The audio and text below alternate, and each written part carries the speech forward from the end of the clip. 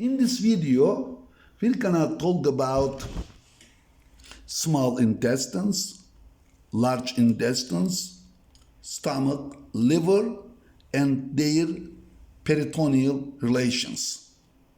Now, liver is mostly covered by peritoneum, but its bare area or the area nuda is not covered by the peritoneum. Here is the diaphragm. Under the diaphragm, the abdominal surface of the diaphragm is covered by parietal peritoneum. Parietal peritoneum continues over the anterior surface of the liver and forms the coronary ligament, anterior layer of the coronary ligament. Parietal peritoneum also continues from the posterior part of the diaphragm onto the liver, which forms the posterior layer of the coronary ligament. Posterior layer of the coronary ligament. When we explained cross anatomical features of the liver, we talk about these ligaments in detail. So just check with that video. So this is the right coronary ligament, left coronary ligament. This is the falciform ligament. And let's put it here. Here is the stomach. This is the esophagus. Esophagus in the upper thoracic cavity runs right to the descending aorta. But as esophagus descends, it courses to the left, and when it penetrates to the diaphragm through the esophageal hiatus, it is around 4 centimeters left to the aorta and in front of the aorta. And esophagus here has 4 narrowings along its course. One is its beginning at the hypopharynx or the laryngopharynx. Another narrowing is found when it crosses the arch of aorta. Its third narrowing is found when it crosses the left primary bronchus, and its fourth narrowing is found when it passes through the esophageal hiatus. Cervical and thoracic parts of the esophagus are not covered by peritoneum, covered by connective tissue, which is called tunica adventitia. And esophagus is adhered to the surrounding structures through this connective tissue. Now down here, you have the abdominal part of the esophagus, which is intraperitoneal. Stomach is completely intraperitoneal. Here is the lesser curvature. Here is the greater curvature of the stomach.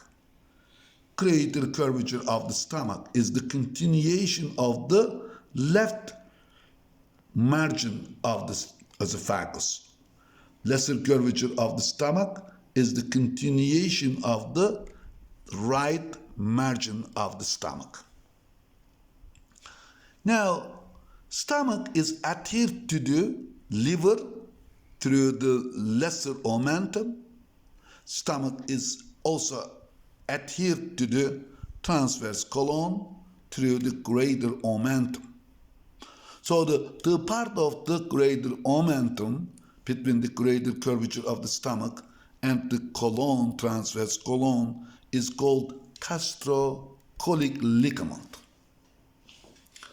Now let's take this out, and then look at this is the large intestine or the intestinum grassum.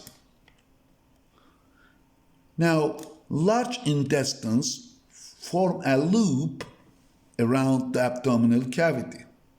Inside the loop of the large intestine, we have the small intestines, which has three parts: the duodenum,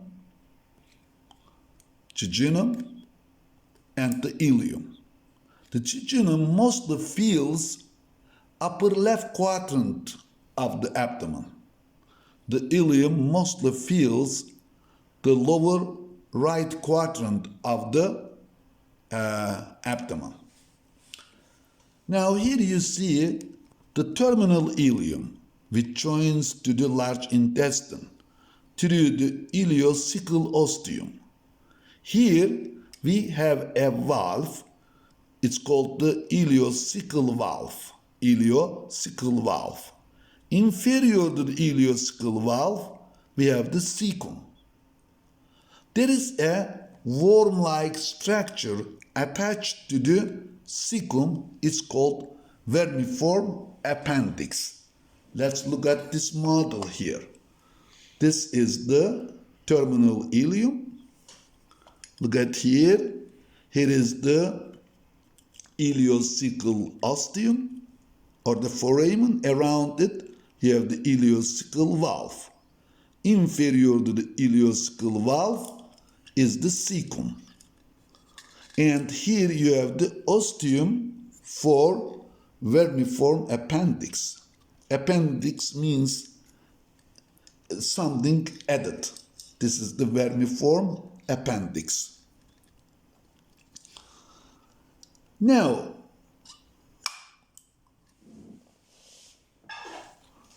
here is the, again, cecum. Cecum continues up as the ascending colon. Now, there is a right flexure, right colic flexure here, or the hepatic flexure, where ascending colon becomes the transverse colon.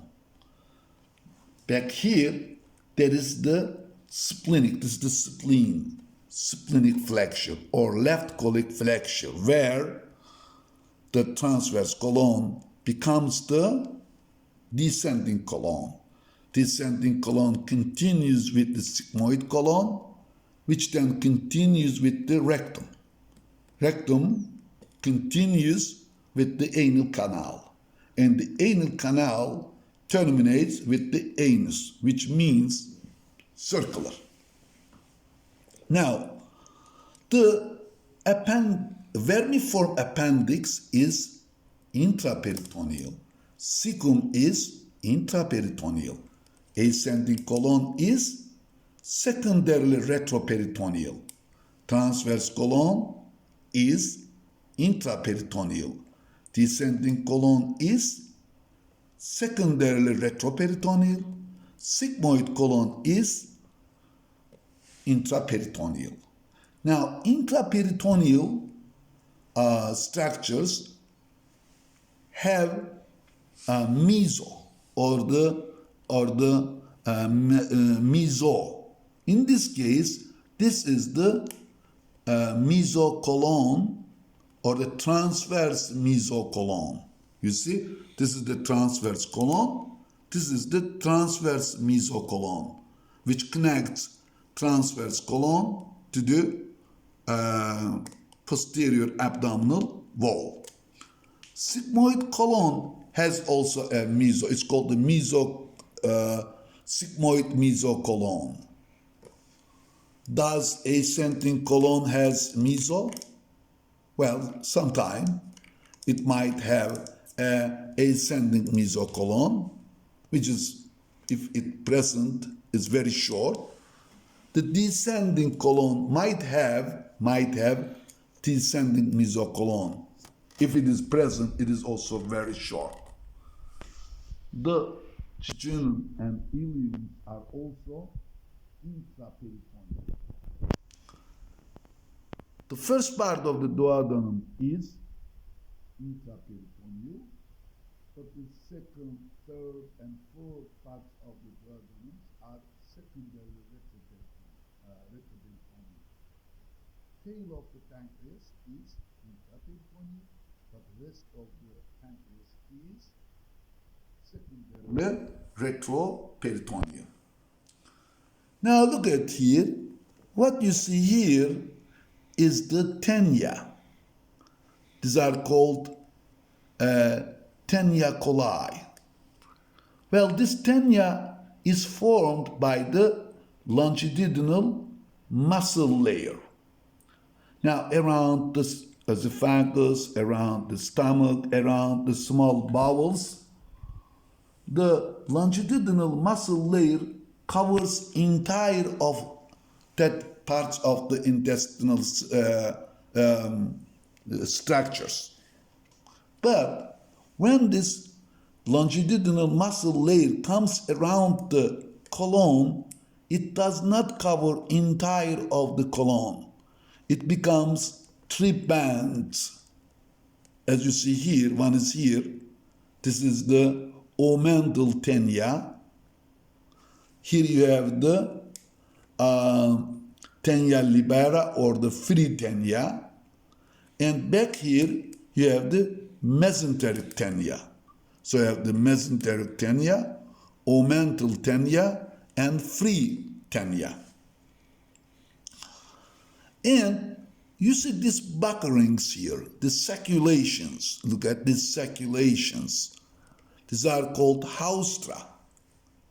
These are the haustra of colon, haustra coli. Well, the length of the tenia is shorter than the length of the colon. So this buckles the colon and forms these circulations, which are called haustra coli. These are. And there are also epiploic appendages, which are the fat-filled visceral peritoneal sacs, which attach to the free tenia coli. And this is the greater omentum.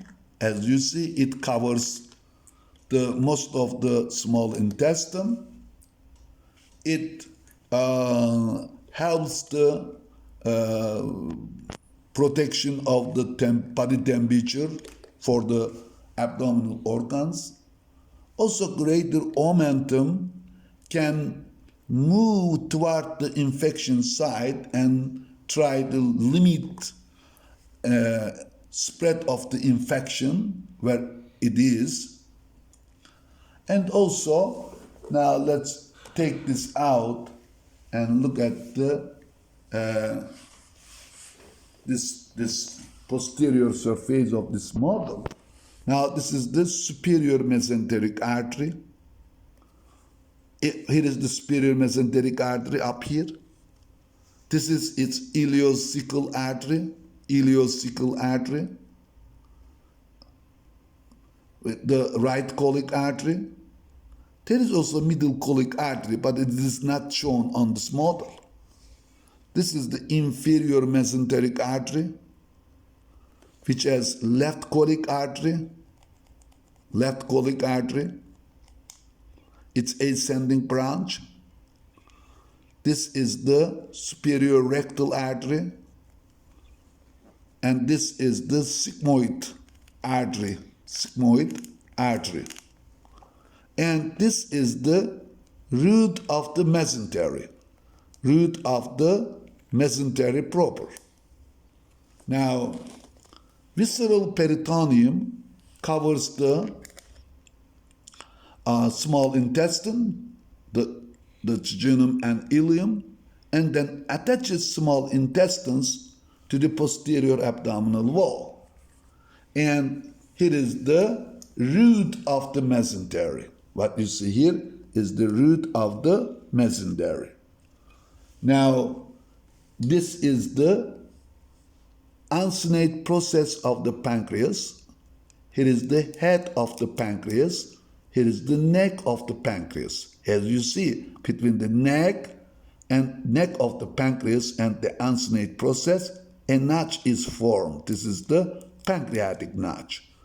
Through the pancreatic notch, superior mesenteric vein and superior mesenteric artery pass through. This is the inferior mesenteric vein.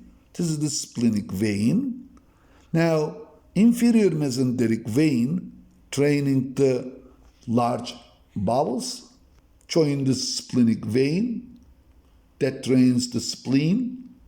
Then, superior mesenteric vein draining the small bowels, join the splenic vein and forms the portal hepatic vein. And several other small veins drain also portal hepatic vein, which include left gastric vein, right gastric vein, cystic vein, which is the vein of the gallbladder, and the paraumbilical vein originating or starting around the umbilicus or the navel.